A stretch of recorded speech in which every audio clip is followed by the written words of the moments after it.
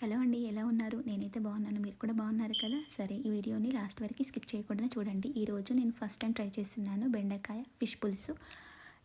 దీనికి కావాల్సిన ఇంగ్రీడియంట్స్: బెండకాయ, బోన్లెస్ ఫిష్ తీసుకున్నాను, అలాగే చింతపండు రసము. వీటితో పాటు నేను ఈ పేస్ట్ ఏంటి అంటే, దీంట్లో నేను ఎండుమిరపకాయలు, ఆనియన్స్ ఫ్రై చేసేసుకొని వీటితో పాటు ఫెనుగ్రీక్ సీడ్స్, జీలకర్ర, ధనియాలను కూడా ఫ్రై చేసి వీటన్నింటినీ మిక్సీ పట్టేసి పేస్ట్ లాగా చేసుకొని పక్కన పెట్టేసుకున్నాను. ఇప్పుడు ఒక ప్యాన్ తీసుకొని అది హీట్ ఎక్కిన తర్వాత ఆయిల్ వేసి జీలకర్ర, ఉల్లిపాయలు, అల్లం వెల్లుల్లి పేస్ట్, పసుపు, కొద్దిగా కరివేపాకు వేసేసుకొని ఫ్రై చేసుకుందాం. ఒక 2 మినిట్స్ తర్వాత ఇందాక మనం ముందుగా పేస్ట్ చేసుకున్నాం కదా, ఆ పేస్ట్ని కూడా వేసేసి ఒక 2 మినిట్స్ కుక్ చేసేసుకుందాం.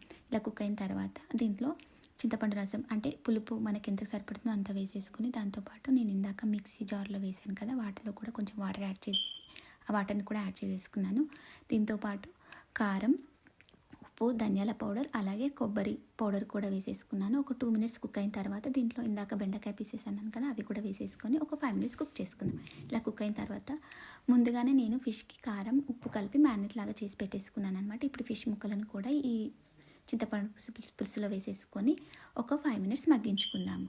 ఇలా మగ్గిన తర్వాత దీనిపైన కొద్దిగా 2 బే లీవ్స్, కొద్దిగా కరివేపాకు రెబ్బలు, అలాగే నేను కొత్తిమీర కాడల్ని వేసానమాట.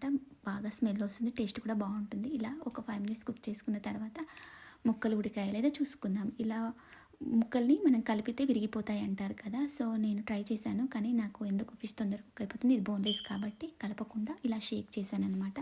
షేక్ చేసినప్పుడు ఈ పీసెస్ అన్నీ కదిలి ఆ జ్యూస్ కూడా పైకి వచ్చేస్తుంది. ఇలా రసం పైకి వచ్చేసిన తర్వాత ఒక 5 మినిట్స్ కుక్ చేసేసుకొని ఇప్పుడు చివరిగా కొత్తిమీరను కూడా వేసేసి పక్కన పెట్టేసుకున్నాం. ఈ విధంగా చేశానండి బెండకాయ ఫిష్ పులుసు. మరి మీరు ఏ విధంగా చేస్తారో నాకు కామెంట్లో చెప్పండి. అలాగే నా వీడియో నచ్చితే లైక్, షేర్, సబ్స్క్రైబ్ చేయడం మర్చిపోకండి. ఉంటాను ఫ్రెండ్స్, బాయ్.